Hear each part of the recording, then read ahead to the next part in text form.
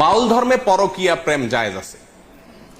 আল্লাহর কসম, আমি নিজে যাচাই করে যশোরের এক গ্রামে গিয়ে সন্ধান পাইছি যে এখানে, এমনি অন্য কাজে গেছি, পরে শুনছি যে এখানে আপনার ফকিরদের আখড়া আছে। তো আমি দেখতে গেছি, একদিন না কয়েকদিন পরে জানতে পারছি যে এক মহিলা আছে, তার স্বামীও আছে, কিন্তু সবাই জানে এই মহিলা সারাদিনই জেনা করে তার ওই সাধন সঙ্গীর সাথে, বাউলদের সাথে।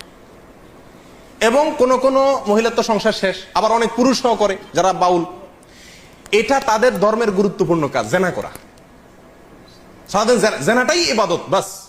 এবং জেনার মানে মূল মুহূর্ত যেটা, সেই মুহূর্তেই নাকি স্রষ্টা হাজির হয়ে যায়।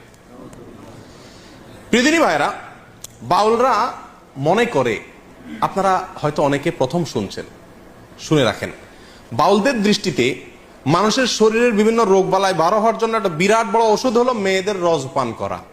রজ বুঝেন কি? না, রজ বলতে দুইটা জিনিস। এক হলো কুমারী মেয়ের প্রথম মাসিকের রক্ত, আরেকটা হলো পুরুষদের যেরকম উত্তেজনার কারণে বীর্য বের হয়, মেয়েদের যে পদার্থটা আসে এটাকে রজ বলে। এই রজ, এটা পান করলে কোনো রোগ বালাই আর শরীরে থাকে না, এটা বাউলদের বিশ্বাস। আরো শুনবেন, তারা বলে রোগ থেকে মুক্ত হওয়ার জন্য, বিভিন্ন রোগ থেকে, বড় বালা মুসিবত, অসুখ বিসুখ থেকে ভালো হওয়ার জন্য নিজের মুখ এবং মেয়েদের স্তনের দুধ পান করলে রোগ ভালো হয়। আরো শুনবেন, তারা বলে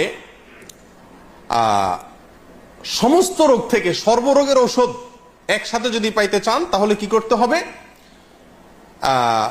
মল, মূত্র, রজ এবং বীর্য, মল, মূত্র, রজ এবং বীর্য, এগুলা সবগুলা মিক্স করে একটা ঔষধ বানায় তারা, নাম হলো প্রেম ভাজা।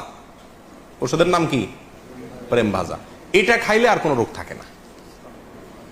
প্রিয়দিনী ভাইরা, আপনারা অনেকে হয়তো বলবেন যে এগুলা গল্প আর কি। আপনি আল্লাহি বাস্তবতা খবর নিয়ে দেখেন। আর খবর নেওয়ার দরকার না, আমি আপনাকে বই পুস্তক থেকে বলছি, তাদের বই পুস্তক থেকে, তাদের ধর্মগ্রন্থ থেকে, তাদের ধর্মীয়, তাদের আচার এবং তাদের সংস্কৃতি, কালচার, এ সংক্রান্ত যে সমস্ত বই পুস্তক আমাদের সমাজে প্রতিষ্ঠিত, গ্রহণযোগ্য, অথেন্টিক, এই সমস্ত বই পুস্তকে লেখা আছে।